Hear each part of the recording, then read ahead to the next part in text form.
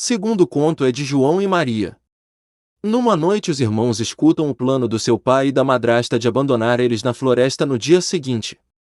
No dia seguinte eles são abandonados. João, já sabendo do plano, ele havia pegado os seixos depois da conversa do pai e da madrasta, e jogado os seixos no caminho para marcar onde eles precisariam andar para assim chegar em casa. Quando caiu a noite os seixos refletiam a luz da lua. O que alegrou João. Corta para o pai a caminho de casa. Escutou um barulho e se escondeu, mas se assustou do que se tratava.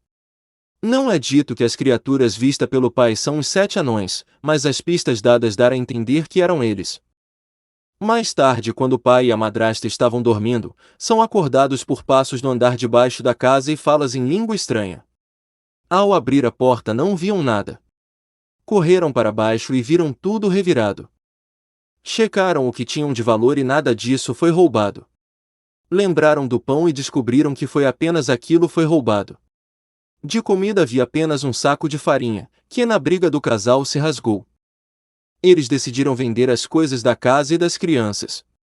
A coisa de mais valor na casa era um órgão de tubos que pertencia à madrasta que ela não venderia de jeito nenhum, pois tinha apego sentimental, apesar de não saber trocar.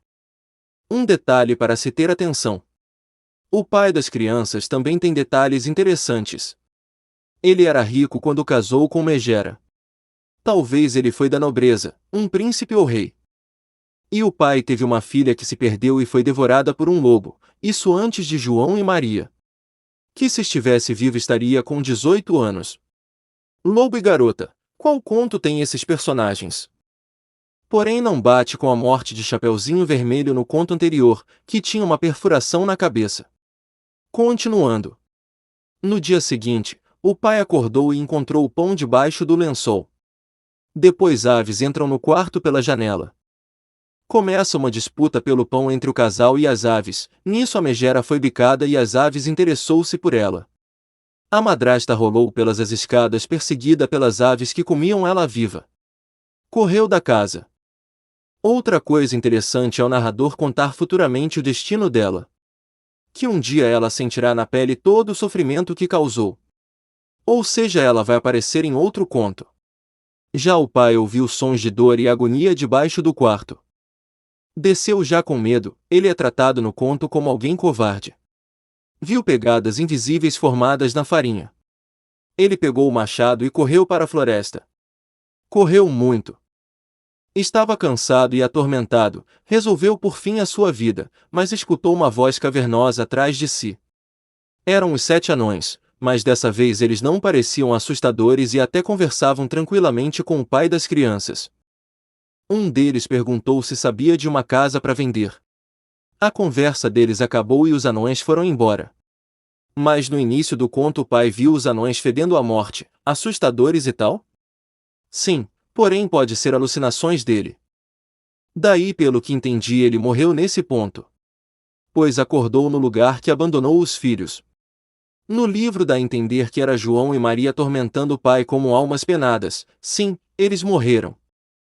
Mas acredito que faz parte do castigo dele, pois o inferno foi negado a ele, o barqueiro do Aqueronte contou. E seu castigo é caminhar infinitamente sem poder parar sua caminhada à sua casa, atormentados pelos fantasmas dos 3 filhos abandonados. Bem, ele virou um morto-vivo, depois esqueleto e por fim alma penada. Foi um bom conto, não melhor que o outro. Nesse conto dá para especular mais. Na questão cronológica, esse conto se passa antes de Branca dos Mortos e os 7 zumbis. Algo mais interessante que reparei é os contos abordando os 7 pecados capitais. Os 7 anões têm o pecado da avareza. Podem ter morrido soterrados na mina ou de outra forma. Como castigo tinham que minerar eternamente, apesar de já terem pedras preciosas, mas como são gananciosos querem mais, então faz sentido. A bruxa seu pecado é a inveja. Seu castigo talvez seja viver no fundo do poço, feia e sem corpo. A branca eu não sei. O pai de João e Maria é o pecado da preguiça. O castigo não preciso falar.